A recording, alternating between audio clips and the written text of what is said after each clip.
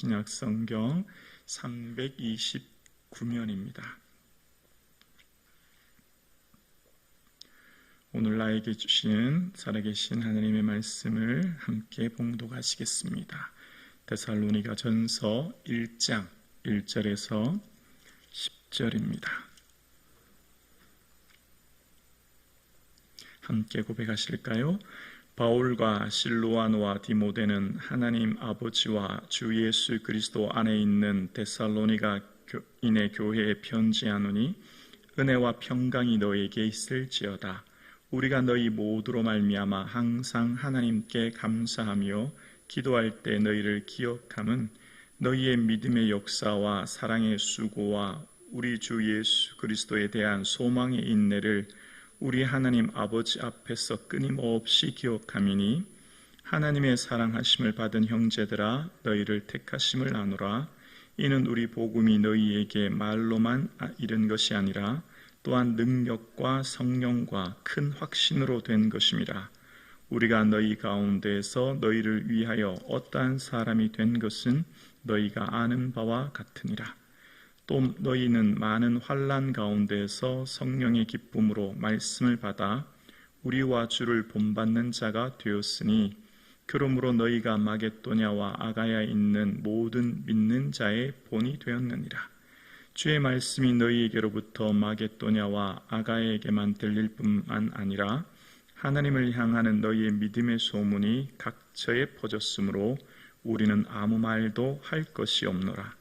그들이 우리에 대하여 스스로 말하기를 우리가 어떻게 너희 가운데에 들어갔는지와 너희가 어떻게 우상을 버리고 하나님께로 돌아와서 살아계시고 참되신 하나님을 섬기는지와 또 죽은 자 가운데에서 다시 살리신 그의 아들이 하늘로부터 강림하실 것을 너희가 어떻게 기다리는지를 말하니 이는 장래 노하심에서 우리를 건지시는 예수시니라. 아멘. 오늘 우리를 예배의 자리로 허락해 주신 하나님께 감사드립니다. 예수님의 기쁨 되시는 저와 여러분 되기를 주님의 이름으로 축복합니다. 오늘날 많은 사람들은 마음의 두려움, 불안, 근심, 우울로 인해 밤잠을 잘 이루지 못하는 어려운 상황 가운데 살아갑니다. 그런 어려운 인생 삶 살아가는 우리에게 말씀을 통해서 우리에게 해답을 제시하시는데요. 그 해답의 말씀이 오늘 데살로니가 전서 1장에 제시됩니다. 데살로니가 전서 1장은 사도행전 17장 1장 1절부터 기록된 상황이 그 배경입니다. 마게도냐라고 할 수 있는 유럽 빌립보에 도착한 이후 다음 행선지가 바로 데살로니가였지 않습니까?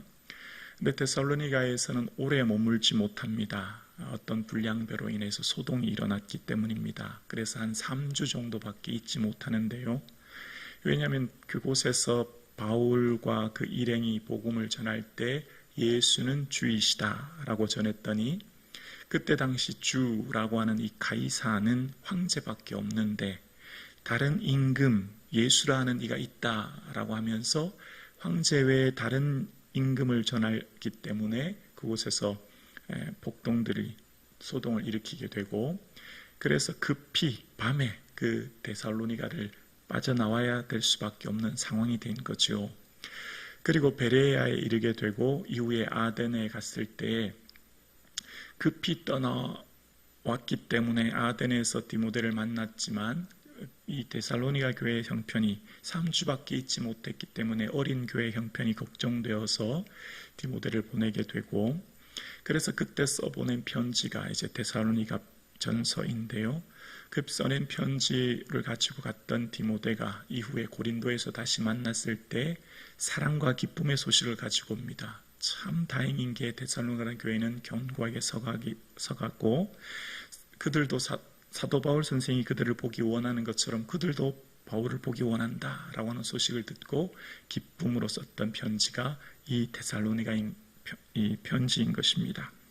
그래서 그때 당시 써보낸 편지의 내용은 내가 왜 갑자기 데살로니가 교회를 떠나올 수밖에 없었는지 그 형편을 기록했고, 또 데살로니가 교회에 들리는 소식이 재림에 대한 오해인데요, 예수님 오시기 전에 죽은 사람들은 어떻게 되는지, 예수님 오시기 전에 죽은 사람들은 부활을 얻지 못하는 것 아닌가라고 하는 오해를 가진 그들에게 아니다, 예수님 오실 때 그들도 죽은 자들이 먼저 일어나게 될 것이다, 그런 이야기를 하고, 또 예수님 오시기 전에 게으르고 방탕하게 살아가는 사람들에게 그게 아니다, 열심히 자기 일을 해야 된다, 주님 오시기 전에 열심히 각자의 삶에서 최선을 다해야 된다, 그렇게 또 이야기를 하면서, 그러면서 이제 주님의 뜻은 무엇인가, 우리가 살아가는 이 시대의 주님의 뜻은 거룩함이요 기뻐하는 것이다, 이런 내용을 쓰는 것이 이제 이 데살로니가에 대한 편지입니다. 그 내용의 구체적인 내용을 이제 오늘 본문을 살펴보겠습니다. 1절입니다. 바울과 실로아노와 디모데는 하나님 아버지와 주 예수 그리스도 안에 있는 데살로니가인의 교회에 편지하노니 은혜와 평강이 너희에게 있을지어다. 바울, 실로아노는 신라의 라틴어 표현, 로마식 표현입니다. 바울과 실라, 디모데, 데살로니가 교회를 같이 세웠던, 함께 사역했던 사람들이 이제 당신들 데살로니가 교회인들에게 편지합니다. 하나님의 은혜와 평강이 있기를 원합니다. 인사를 합니다. 그리고 2절과 3절입니다. 우리가 너희 모두로 말미암아 항상 하나님께 감사하며 기도할 때 너희를 기억함은 너희 믿음의 역사와 사랑의 수고와 우리 주 예수 그리스도에 대한 소망의 인내를 우리 하나님 앞에서 끊임없이 기억함이니. 4절이요. 하나님의 사랑을 받은 형제들아 너희를 택하심을 아노라. 이제 데살로니가 교회에 대한 소식을 들었는데 너무 감사한 겁니다. 너무 기쁜 거예요. 3주밖에 사역하지 못했는데 이 데살로니가 교회에 들리는 소식이 감사하고 이들을 향해 기도할 때마다 너무나 기쁜 것은 데살로니가 교회가 믿음의 역사, 사랑의 수고, 소망의 인내가 끊임없이 있었다는 겁니다. 여러분, 믿음은 역사를 경험합니다. 믿음은 나라를 이기기도 하고, 모세가 나라를 이겼지요. 사자들의 입을 막기도 하고, 다니엘이 사자들의 입을 막기도 했지 않습니까? 연약한 가운데 강하게 되고, 또 연약한 자들이 전쟁에서 승리하게 되기도 합니다. 기드온이 겁쟁이였지만 하나님께서 전쟁에서 승리하게 하셨지요. 또한 환난을 받지만 구차히 면하려고 하지 않습니다. 하나님 나라의 소망을 가졌기 때문입니다. 믿음은 역사를 경험하죠. 그래서 세상이 감당치 못할 믿음의 사람이 되죠. 환난 궁핍을 이겨내는 것입니다. 두 번째로 사랑은, 이 하나님의 은혜는 또한 사랑의 수고가 있습니다. 사랑은 희생하게 됩니다. 사랑하면 나를 바치고 희생하는 거예요. 사도 바울이 왜 이 이방교회를 위해서 자지 못하고 먹지 못하고 박해와 강도의 위험을 당했죠? 사랑이 있기 때문이죠. 사랑은 나 자신을 내어주는 희생을 동반하는 겁니다. 그리고 소망의 인내, 소망은 인내하게 됩니다. 그래서 사도 바울이 이 초대교회를 향해 편지할 때 영광의 힘을 쫓아 능력으로 능하게 하시며 기쁨으로 모든 견딤과 오래 참음에 이르게 하시고, 소망은 기쁘기 때문에 견딤과 오래 참음에 이르게 하는 거죠. 예수 그리스도 오실 날을 바라보는 자들은 소망 가운데 인내하게 되죠. 그래서 이런 소식을 들려올 때 사도 바울이 너무 감사하고 기뻤던 겁니다. 이들은 사랑하는 택하심을 받은 형제였어요. 이방 헬라인들, 그들은 정통 유대인들만 택하심을 받았다 생각했는데 그렇지 않은 거죠. 이들이 하나님께 택하심을 받은 이들이었다라고 이야기합니다. 그러면서 왜 이렇게 큰 은혜를 받았나 5절에 얘기합니다. 이는 우리 복음이 너희에게 말로만 이른 것이 아니라 또한 능력과 성령과 큰 확신으로 된 것임이라. 우리가 너희 가운데서 너희를 위하여 어떤 사람이 된 것은 너희가 아는 바와 같으니라. 6절에 우리 밑줄 치면 좋을 것 같은데요. 6절 함께 읽어볼까요? 또 너희는 많은 환난 가운데서 성령의 기쁨으로 말씀을 받아 우리와 주를 본받는 자가 되었으니. 우리가 복음을 전할 때 말로만이 아니라 능력과 성령과 큰 확신, 이 확신이라고 하는 다른 말은 충만입니다. 우리가 말씀을 전할 때 성령의 충만함으로 그들의 말씀을 받게 되었고, 그래 6절에 보면 바울이 떠난 뒤에도 역시 그들에게 많은 환난이 있었을 것이고, 이 데살로니가 교회가 박해의 어려움 가운데 있었지만 6절에 보면 성령의 기쁨으로 말씀을 받아서 주를 본받는 자가 되었다는 겁니다. 그래서 박해와 어려움 가운데 서서 성령의 기쁨으로 그것을 이겨내게 되어서 7절에 보니까 그러므로 너희가 마게도냐와 아가야에 있는 모든 믿는 자의 본이 되었대요. 여기 본은 견본, 모형 이런 의미입니다. 여러분 붕어빵 찍어낼 때 모형 틀에서 찍어내잖아요. 우리가 모델하우스 가서 아파트를 보게 되잖아요. 모범이라는 거죠. 마게도냐는 데살로니가와 빌립보 지역을 마게도냐라고 하고, 아가야는 아테네, 아덴과 고린도를 아가야라고 하는데, 이 바울이 전했던 주변의 어떤 교회보다 모범이 되었다는 겁니다. 놀랍지 않습니까? 3주밖에 있지 않았는데 이들의 믿음의 역사, 사랑의 수고, 소망의 인내가 어떤 교회보다 본이 되었다는 겁니다. 그래서 8절에 보면 주의 말씀이 너희에게로부터 마게도냐와 아가야에게만 들릴 뿐만 아니라 하나님을 향한 너희의 믿음의 소문이 각처에 퍼졌으므로 어떻게 해요?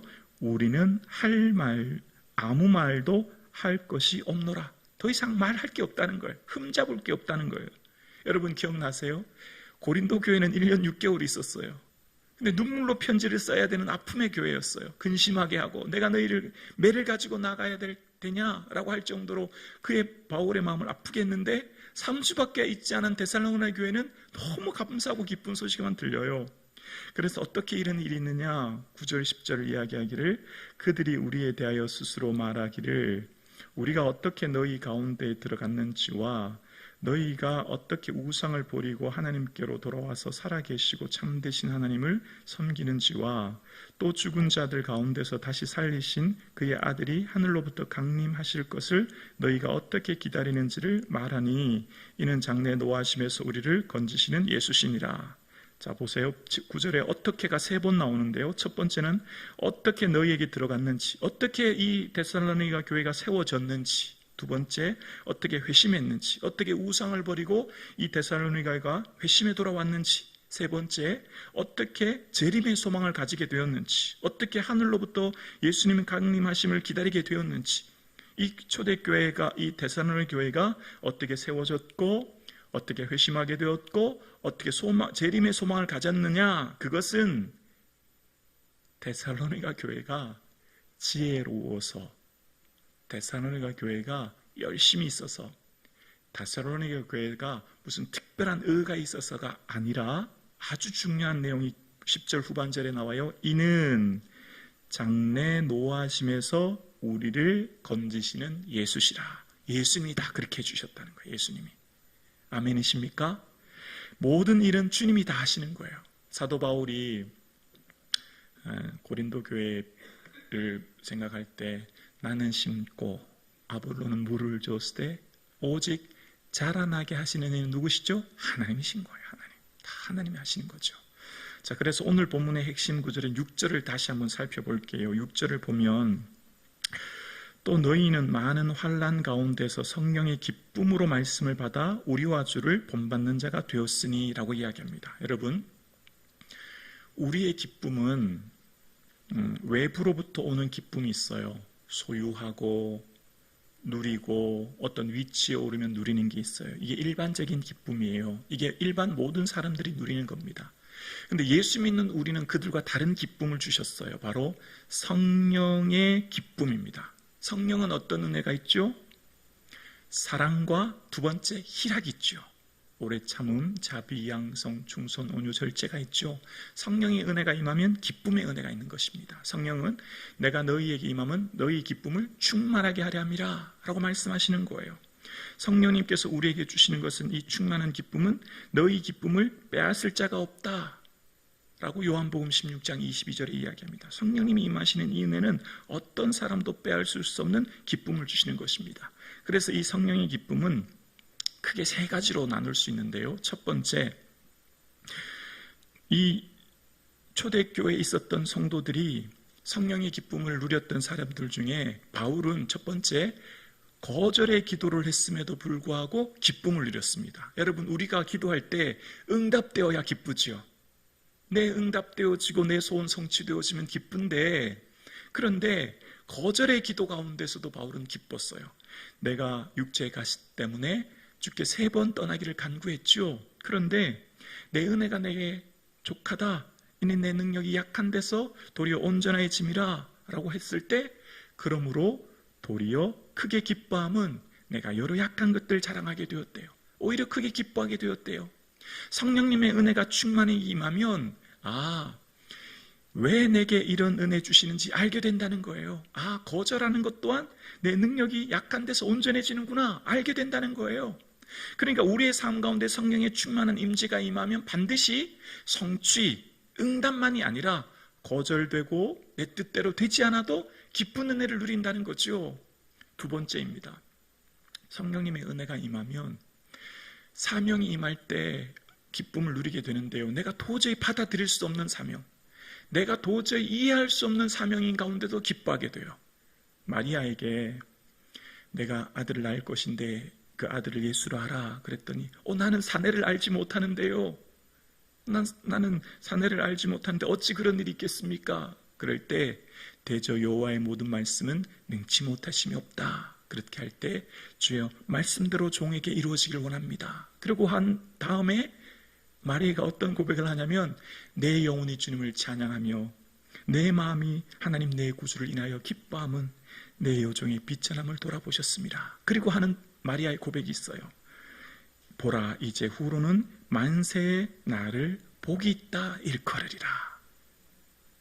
만세 모든 사람이 내게 복이 있다 할 거야. 지금 내가 아이를 잉태하고 임신하는 것, 성령으로 잉태하는데 사람들은 알지 못해서 내가 혹 잘못하면 사람들의 돌에 맞아 죽을 수도 있고 얼음당할 수도 있지만, 그러나 말씀이 내게 이루어질 것인데 이것은 후에 모든 사람이 나를 복이 있다 할 것이다. 그래서 기뻐했대요. 우리가 하나님의 일을 걸어가는데 하나님이 가라고 말씀하세요. 나는 도저히 갈 수 없어요. 도저히 가기가 어려워요. 십자가의 길이에요. 고난의 길이에요. 그런데 주님께서 성령님이 임하시면 기쁨으로 갈 수 있대요. 왜죠? 이후로 주실 영광을 바라보기 때문이에요. 그래서 소망의 인내를 가지게 되기 때문에 내가 받아들이기 어렵고 용납하기 어려운 일이지만 기쁨으로 갈 수 있는 것은 성령님이 인도하시는 은혜 안에 내일을 바라보는 소망의 은혜가 있기 때문입니다. 그리고 3번째예요. 성령님께서 주시는 기쁨의 은혜가 오늘 본문에 나오죠. 많은 환난을 겪어요. 어려움을 겪어요. 여러분, 환난을 겪으면 불평이 나오고 원망이 나오고 좌절하고 낙심하는 게 우리의 일반적인 모습인데 어떻게 된다고요? 기뻐하게 된대요. 왜죠? 성령의 능력이 임하기 때문이에요. 그래서 초대교회 성도들이 예수 복음 전하지 마라 그럴 때 공회 앞에 잡혀서 매를 맞지만 능력받아 예수의 이름으로 능력을 받지만 기쁨으로 그 공회 앞을 떠나게 됩니다. 초대교회 성도들이 박해를 받지만 기쁨으로 그 일을 감당해요. 이것이 성령의 능력입니다. 성령님은 소유, 조건, 환경, 이것으로 기쁜 것을 넘어서는 거예요. 오히려 환경은 박해가 있고 환경은 어려움이 있고 환경은 문제가 있지만 어떻게 된다고요? 기뻐한대요. 오늘 저와 여러분 성령의 충만한 은혜를 사모할 수 있기를 주의 이름으로 축원합니다. 성령의 충만한 은혜에 주시는 이 희락, 이 열매를 누릴 수 있기를 주의 이름으로 축원합니다. 불안하고 두렵고 근심되어 불면증으로 밤을 이루지 못하는 이 시대에 성령의 은혜가 충만히 임할 때 거절해도 기쁘고 받아들일 수 없는 사명의 길을 가라고 해도 기쁘고 환난이 와도 기쁜 은혜를 누릴 수 있기를 주의 이름으로 축원합니다. 이것이 데살로니가 교회에 주신 은혜였고 3주밖에 있지 못했던 데살로니가 교회 다 예수님이 하셨다는 거예요. 오직 주님이 하시면 됩니다. 하나님이 하시면 됩니다. 오늘 저와 여러분 이 주의 은혜를 누릴 수 있기를, 사모할 수 있기를 주의 이름으로 축원합니다.